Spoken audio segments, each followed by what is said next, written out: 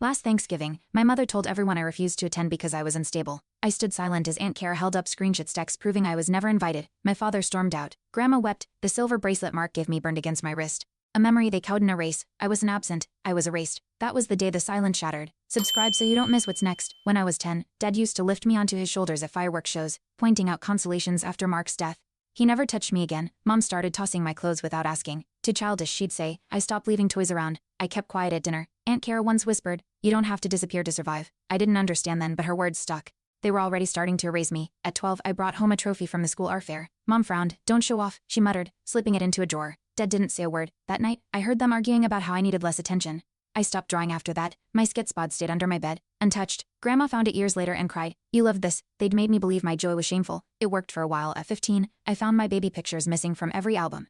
Mom said they were too messy. Dad just shrugged. Aunt Kara noticed too. "Why is Lily barely in any of these?" she asked. No one answered. That night, I searched the attic. Nothing in my existence was being quietly deleted. When I asked Mom, she smiled. "You're imagining things." But I wasn't. They were rewriting my history. When I turned 17, I got my first job at a bookstore. Mom scoffed. "Why bother? You'll quit like everything else." Dad laughed. Mrs. Chen, my manager, said I was the most reliable teen she'd ever hired. That praise burned at home. My parents stopped asking about my shifts. Aunt Kara said, "They're scared of your independence." I wasn't sure, but their silence felt strategic. The summer before college, I caught Dad deleting my acceptance emails. "It's too far," he barked. Mom backed him.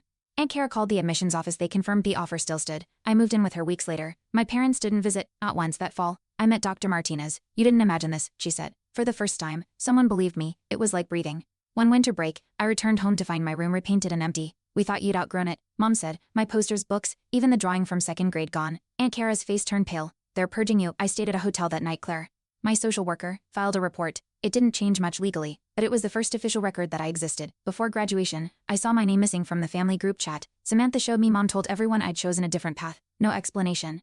Just exile. Aunt Kara replied, "She's not gone. You pushed her out." No one responded. That night, I printed my old photos and made a scrapbook. "Proof I was here," I whispered. "My life wouldn't be erased without a fight." At Ethan's birthday party, Grandma stood up with trembling hands. She read texts aloud. "Proof I'd begged to visit, been ignored." Silence fell. Mom turned red. Dad yelled, "She's manipulating you," but no one moved. Aunt Kara nodded to me. I stepped forward, holding the scrapbook. "This is my story." The room shifted. No more whispers.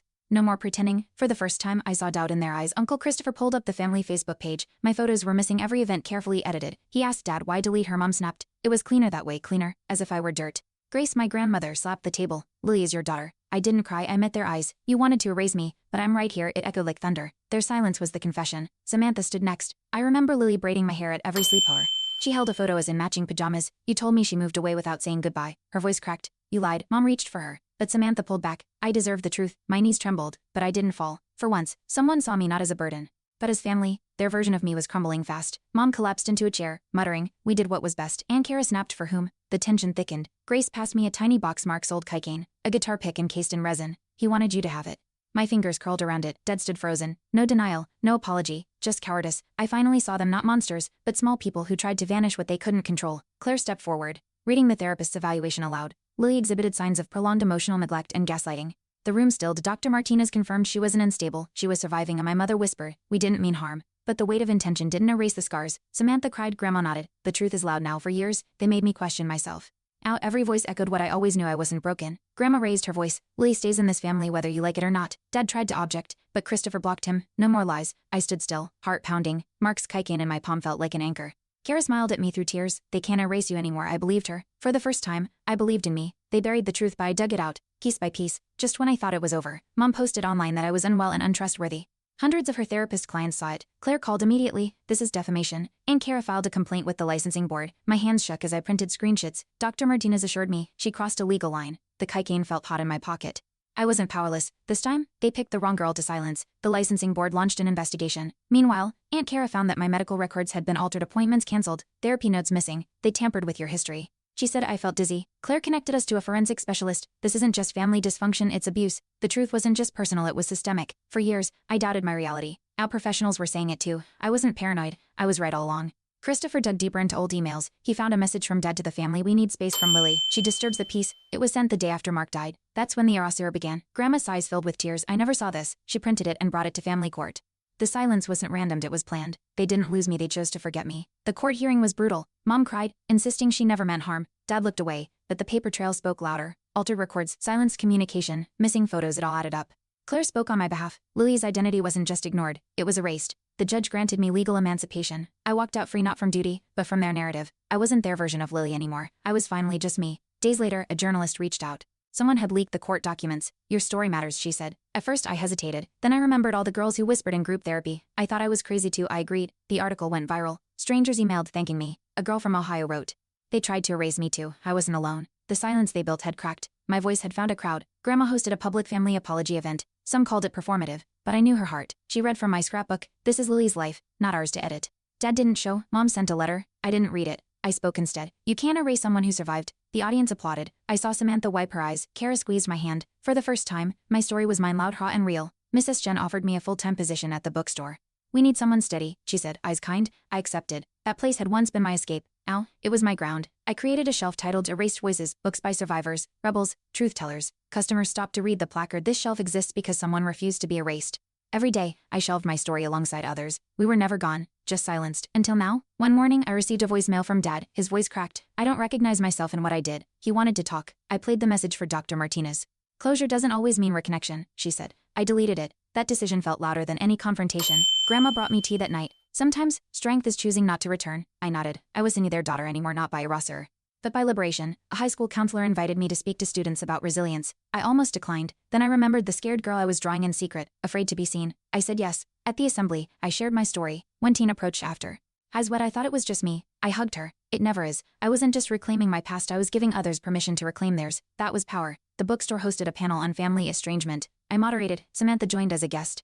Silence is a choice, she said, glancing at me. I chose differently. We hugged on stage. Later, she gave me a box photos of us as kids. One's mom had hidden. I kept these, she whispered. I flipped through them, eye stinging, proof I had been loved, even in the shadows. Someone saw me. I wasn't erased, just waiting to be remembered. 78 words. Dr. Martinez invited me to co-write an article on intergenerational gaslighting. Your insight's invaluable, she said. We work late into evenings, comparing notes, memories, data. Writing became another form of therapy. The final draft ended with my words. Erasure is not forgetting, it's forceful silencing. But silence breaks. When it was published, we got hundreds of messages. Survivors, therapists, mothers reconciling. The article wasn't just a study, it was a mirror, and we held it up proudly. A publisher reached out. Ever considered writing a memoir? I blinked at the email. My story in print? Grandma grinned, said yes. I called the imprint, only if we keep the rawness, I said. They agreed. The title came easy, unseen, still here. I wrote about birthdays skipped, gifts burned, hugs withheld, but also about Aunt Kara's bravery, Samantha's letters, bookstore aisles of healing. It wasn't a tragedy, it was a rising, my voice unfiltered. The memoir's release day arrived, bookstore packed. Mrs. Chen cried, Aunt Kara brought cupcakes. Claire gave a speech. This story teaches us survival is rebellion. I stood at the podium, scrapbook in hand. They tried to erase a daughter. What they created was an author. Applause thundered. Samantha held my hand. The silver bracelet Mark gave me glinted under the lights. Not a relic proof. I didn't just survive. I transformed. I wrote myself back in. Months later, I visited the cemetery alone. Mark's grave was clean. Someone had left wildflowers. I placed the cocaine on the headstone. They erased us both. I whispered, but I remembered. My breath fogged the winter air. Behind me, someone stepped forward. Grandma, she didn't speak, just took my hand. We stood in silence, not erasure, but remembrance. His loss had fractured us. My truth stitched something back. Grief didn't define me, love did. A local school added unseen, still here to their curriculum. I visited a class of seniors. One girl asked, if your parents apologized, would you forgive them? I paused. I don't need their apology to heal. She smiled. That's power. I left them each with a blank notebook. Write your truth, no one else can. Later, I saw one tagged online, my story starts now. They weren't just reading mine, they were writing theirs. On the anniversary of Mark's death, I hosted a memorial at the bookstore. Samantha sang a Grandma read a poem. I spoke last. He was the first to see me. I never stopped seeing him. The room lit candles one by one. They shared names of lost siblings, friends, selves. We weren't erased, I said. We are still here. The room hummed with truth. For the first time, Mark's memory felt full seen. Honored whole in therapy, I unpacked the fear that once ruled me. You weren't fragile, Dr. Martinez said. You were surviving. I kept the scrapbook by my bed now. Each page felt like armor. Aunt Kara reminded me. You didn't just heal, you rebuilt. I accepted that forgiveness wasn't required for peace. My voice, once silenced, was now my compass. I didn't need their love to define me. I defined myself, word by word. At night, I sometimes reread old texts from Samantha. You were never invisible to me, one said. That sentence became my mantra. I framed it above my writing desk. Grandma noticed and smiled. Truth anchors us, she whispered. My life wasn't about revenge or validation anymore. It was about building spaces for others to feel seen. The girl they tried to erase became the woman lighting paths quietly, fiercely, with no apologies. The state suspended Mom's license. She moved out of town. Dad filed no appeal. Aunt Kara hugged me tight. They can't hurt you anymore. The community supported the bookstore's new program for estranged youth. You matter here, Mrs. Jen said. For the first time, I believed it. My story had found its home. On my birthday, I hosted a celebration, something I hadn't done since I was 10. Samantha baked the cake, Grandma lit the candles, Aunt Kara toasted. To truth, and to Lily. I didn't wish for healing, I had already claimed it. Surrounded by those who chose me, I knew I was never invisible, just unseen until now. Thanks for watching. Hit subscribe to check out more stories on my channel.